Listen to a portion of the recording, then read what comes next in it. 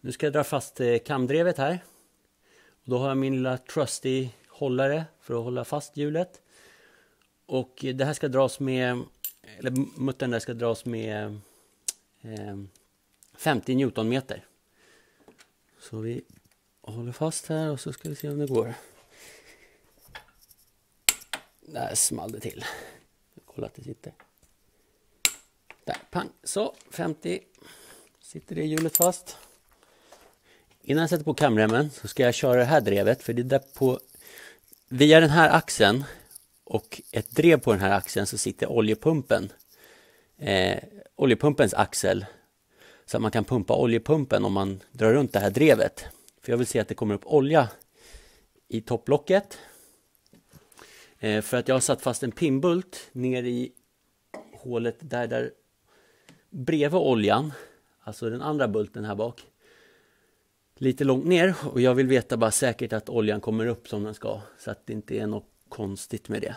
Det borde inte vara det tror jag, men jag vill testa för säkerhets skull. Så jag ska provpumpa där. Och så ska vi se om det kommer någon olja upp här i hålet. Jag ska se om jag kan sätta fast den.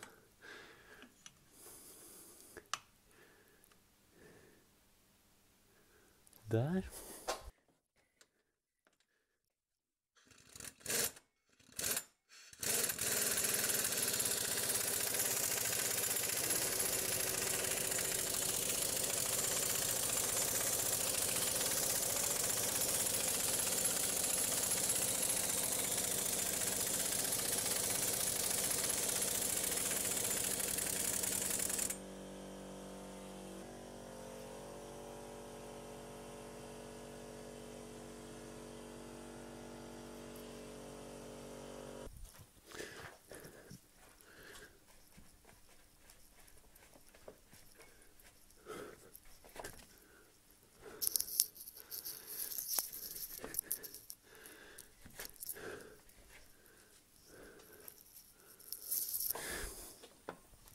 Nu ser man när jag vrider här på nocken att det verkar ha kommit upp olja. Så då är det ingen fara med att bulten satt långt ner.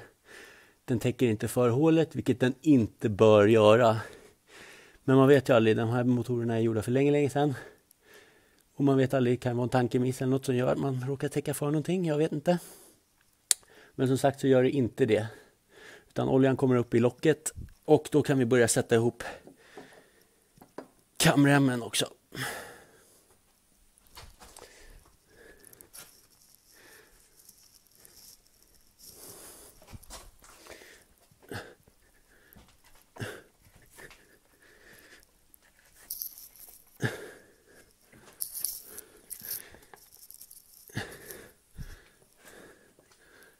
Sätter vi den kamdrevet i position.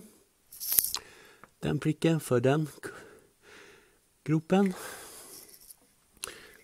Sen kan vi sätta oljedrevet då, som det blir på de här motorerna. Det är viktigt på 240 som sagt att man har, när man har en fördelare sittandes här, att man har det här hjulet rätt, annars kommer timingen bli helt off. Och bilen kommer förmodligen inte starta. Och sen gäller det att ha det här hjulet rätt. Och då är det hålet och den gropen där som ska vara alignat med den här gjutkanten eller vad man ska säga, eller förstärkningskanten ska man väl säga. Här ser man till och med märket. Så ska det sitta. Passa på att även byta ut den här spännrullen som låter. Det ska de inte göra. Då är de på G. Det är väl något jävla skit från typ skruvat eller något kan jag tänka mig. I med en sprint så här är det nya.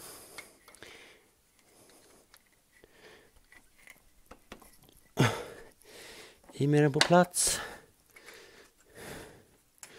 På med bulten. Och den här låter ju ingenting då. Vilket borde vara bättre. Sen när jag satte på kamremmen här så märkte jag att jag inte fick på det här remhjulet och få det att fastna på det här kugghjulet nere vid vevaxeln. Och här är anledningen till varför. Den är helt nernött där. Så det fastnar inte riktigt där det ska. Som tur är hade jag ett i reserv. Som är likadant. Då får man kolla så att de har samma skärning liksom. Eller vad det heter. Och de här är ju så kallad rundkugg. Men den här är ju mycket fräschare, den knoppen där. Om man ser. Hoppas det syns bra. Så jag tar det här drevet istället för att skaffa ett nytt till en annan motor jag har som reserv. Sen finns det även det här drevet. Men här ser man att det är platta kuggar. Jag tror personligen att kamremmen sitter bättre på de här hjulen. Jag har hört om motorer där kamremmen har hoppat även om det inte är vanligt. Och då har det också varit det här drevet, eller de här dreven på alla 3 hjulen. Det är ju även på oljepumpshjulet och på kamdrevet som de här kuggarna sitter givetvis. Och det har jag hört hoppar när det är de här platta. Men jag har aldrig hört någon hoppa på de runda, men det är säkert lika vanligt. Det här är bara något jag har fått för mig, så det behöver inte stämma överhuvudtaget. Men eftersom jag har rundkugg så får jag köra på rundkugg då. Så trycker vi dit det här hjulet. Och då bakom... Ska vi se.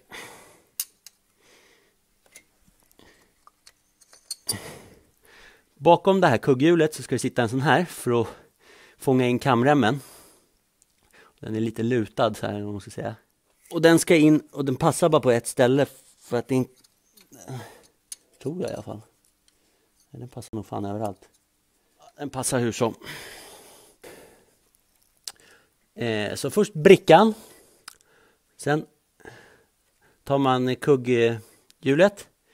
Och det passar bara på ett sätt. Och den här piggen, den ska ju vara utåt givetvis då, mot remhjulet.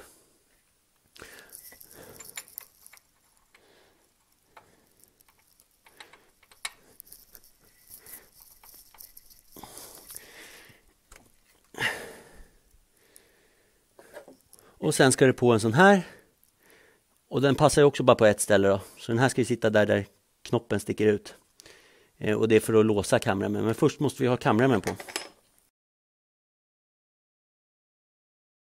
Kolla över nollningen igen. Den ser bra ut, nedre och övre. Och sen kan man börja släppa på remspännarna. Och då brukar jag bara kunna dra in den lite och så släppa ut. Så.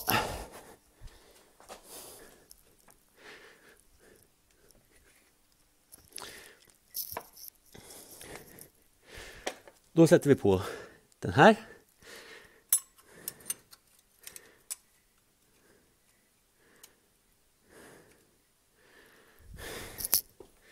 Efter det så tar vi kåpan.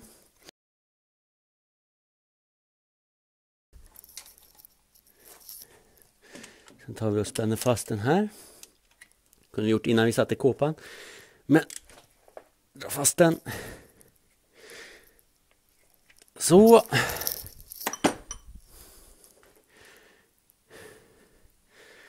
Sen kan vi sätta på remhjulet. Här har vi nollningen på remhjulet. Och förhoppningsvis har inte gummit här släppt, för då kan det börja bli alla möjliga konstiga om man vill mäta in nollan här när man kör med tändlampa.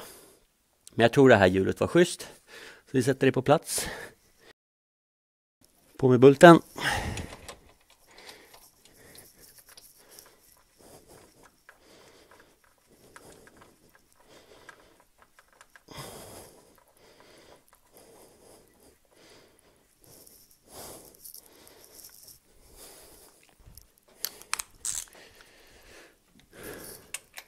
Här så kan man, medan man drar åt bulten är nere på remskivan, kan man ta och snurra motorn. Det kan man inte alls när man har växel i.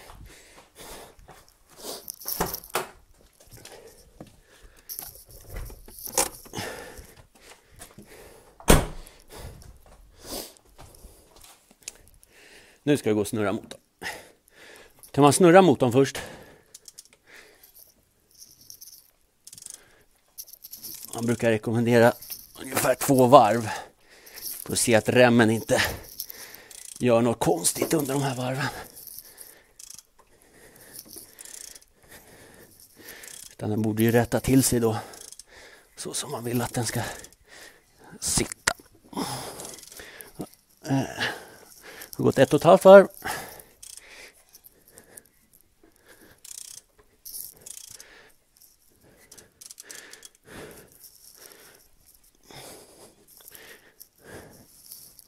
Och där någonstans har vi 1 varv. Eller nollning menar jag. Det verkar vara schysst. Så nu tar vi på kåpan.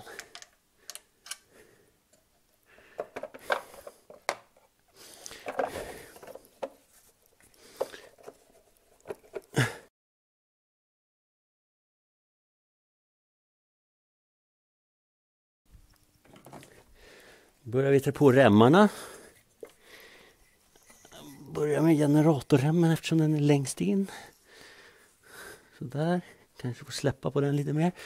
Nu ska vi se om de här remmarna ligger i rätt ordning. Jag tror att det där är den.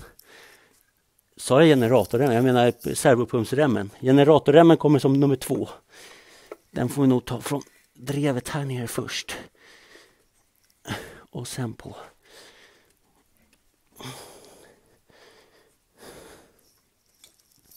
Så vi behöver lite mer plats. Och sist men inte minst har vi remmen som sitter på kompressorn för AC:n.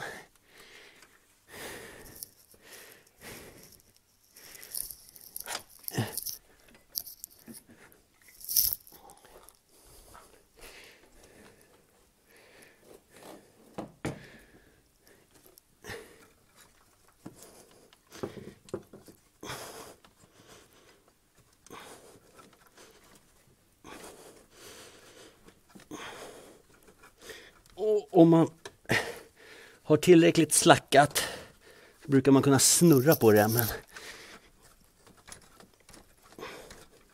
Se, den sitter.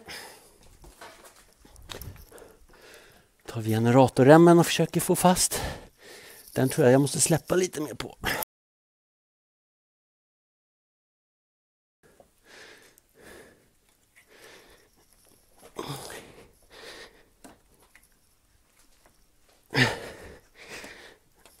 Där gick den på. Nu är bara det här hjulet kvar. Lite fasen om jag kommer få på. Men vi får testa. Varför inte förenkla ytterligare? Där ligger hålet. Bara försöka pricka det då med. Så. Vreda sig. Så. I med den. Där. Nu ska det vara rätt. Det är det säkert inte.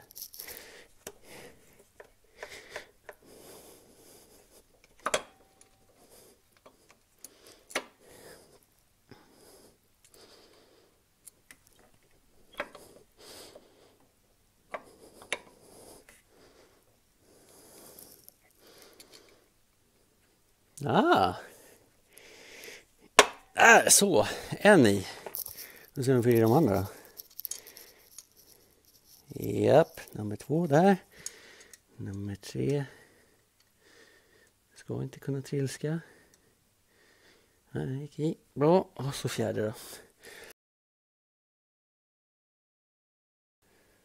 Glömde jag givetvis att dra fast den här lilla skruven.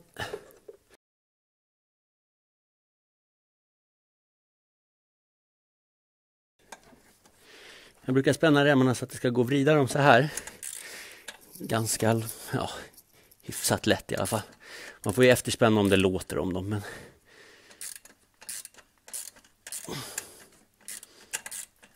det här verkar sitta i alla fall. Och sist men inte minst servopumpen. Lite knepigare att komma åt. Dra åt här, den här muttern. Den var 13 bara för det.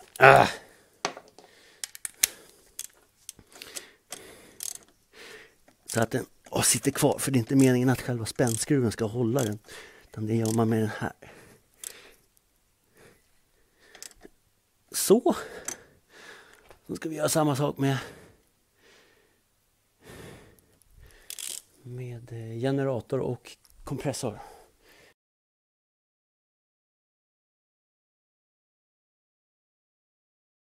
Drar jag den nedersta här med mutterdragaren, fast man inte ska göra det. Tror jag har läst någonstans.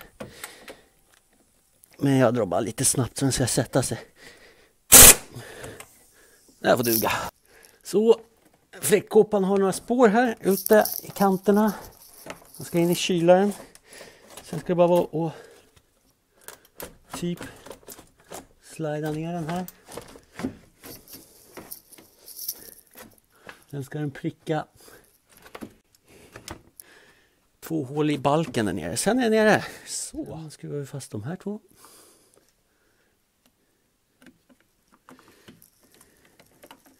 Skruvarna här. Och det är bara 2 stycken, så det är väldigt simpelt att ta den här kåpan. Det är jätteskönt.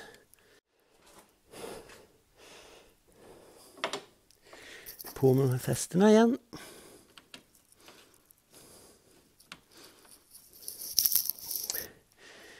Och om ni inte redan har förstått det så gillar jag kopparfett. Fastnar inte skruvjävlarna alltså. Jävligt skönt att ha.